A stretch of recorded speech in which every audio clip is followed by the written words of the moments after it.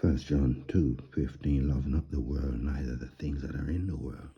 If any man love the world, the love of the Father is not in him. For all that is in the world, lust of the flesh, lust of the eyes, pride of life, is not of the Father, but is of the world. The world passeth away, and the lust thereof, but he that doeth the will of the heavenly Father abideth forever, giving all praise, honor, and glory to Yahweh.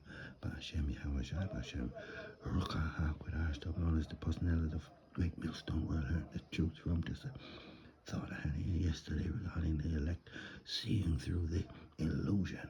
I was looking up this, which world is this?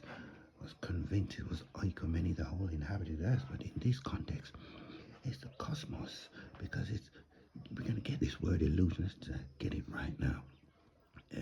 Brief definition here: something that appears to be real. The cosmos is an orderly arrangement, but with this man, which man? Esau, Edom, so-called white man. This is his empire. It's an illusion. This man is giving off that he's something he's not. That's why you got the word here, cosmos, in this context.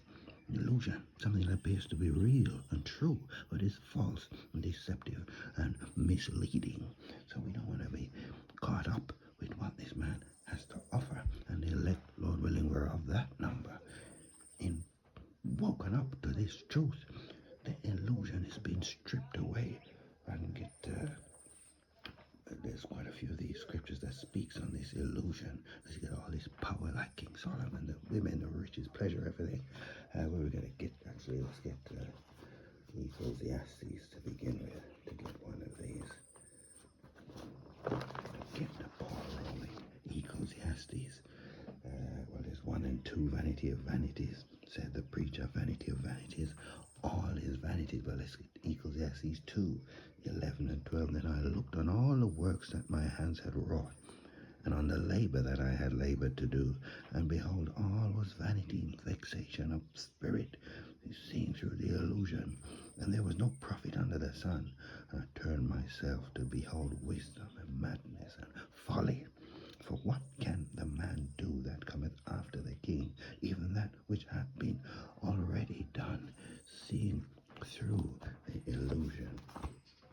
Psalm 39:5. Behold, thou hast made my days as a handbreadth, and mine age is nothing before thee. Verily, truly, every man at his best state is altogether. It's vanity. Job said, you come into the world naked. So we're going to get that. But let's get Job 14. Job 14. 1 and 2. Man that is born of a woman is of few days and full of trouble. He cometh forth like a flower, and is cut down.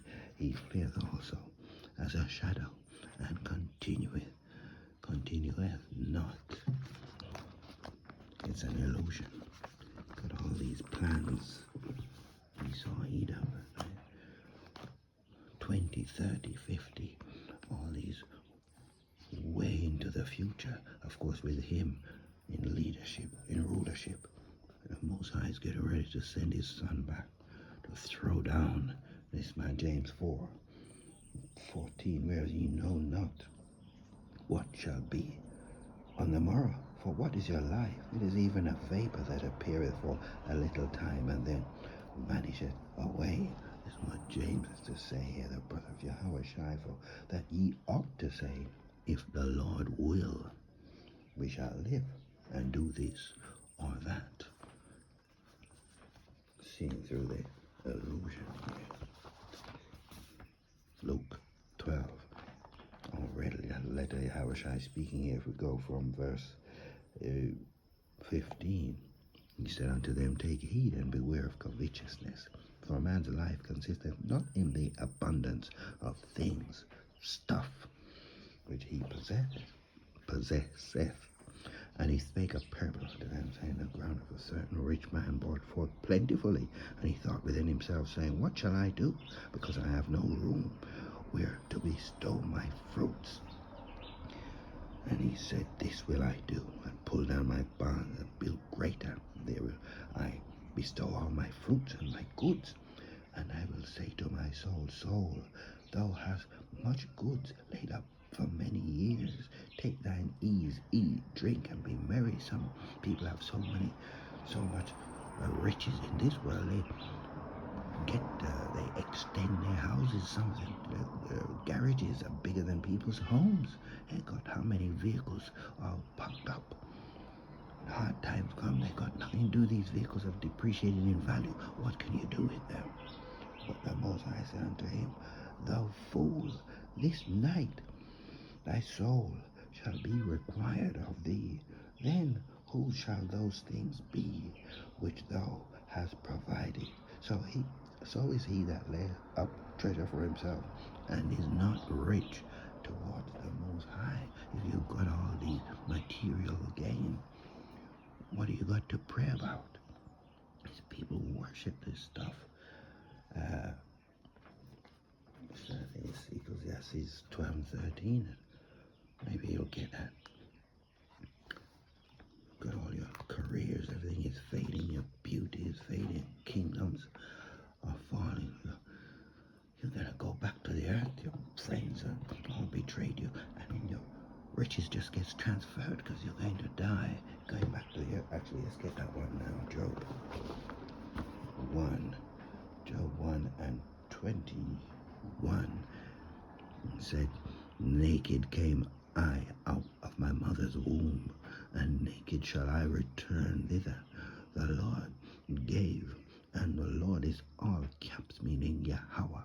He to be, the existing one. It's him who had taken away. Blessed be the name. See, Job knew the name. He wasn't confused in all this.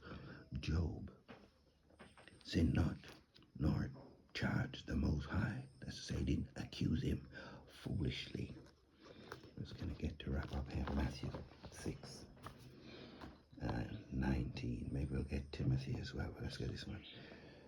6, lay not up for yourselves treasures upon earth, not in this illusion. Wake up, where moth and rust doth corrupt, and where thieves break through and steal.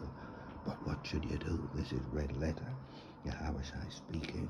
Lay up for yourselves treasures in heaven, where neither moth nor rust doth corrupt, and where thieves do not break through and steal. For where your treasure is, there will your heart, your mind be also. The light of the body is the eye. If therefore thine eye be single, you see, a single focus, your whole body shall be full of light. You won't have plans for 30, 40, 50 years going forward. No, because you've woken up from the illusion. If thine eye be evil, thy whole body be full of darkness. If therefore thy light is in thee be darkness, how great is that darkness? Didn't mean to read that far. But let's keep it moving here. Wrap up with 1 Timothy 6.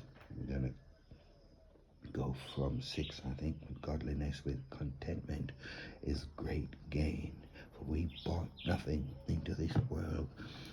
Repeating the sentiments from Job, and it is certain we can carry nothing out. Wake up and having food and raiment. Let us be there with content, but they that will be rich fall into temptation and a snare. It's never enough if you're following after Esau, Edom, so-called white man, and into many foolish and hurtful lusts, which drown men in destruction and perdition.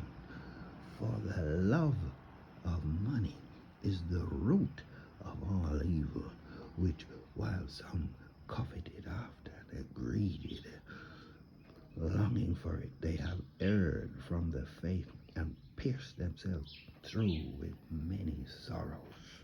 We can hold it there. This is the root of evil. You can't follow God and Mammon. Speaking of what this world has to offer, the elect begin to see through the illusion. Shalom means peace. Until the next lesson.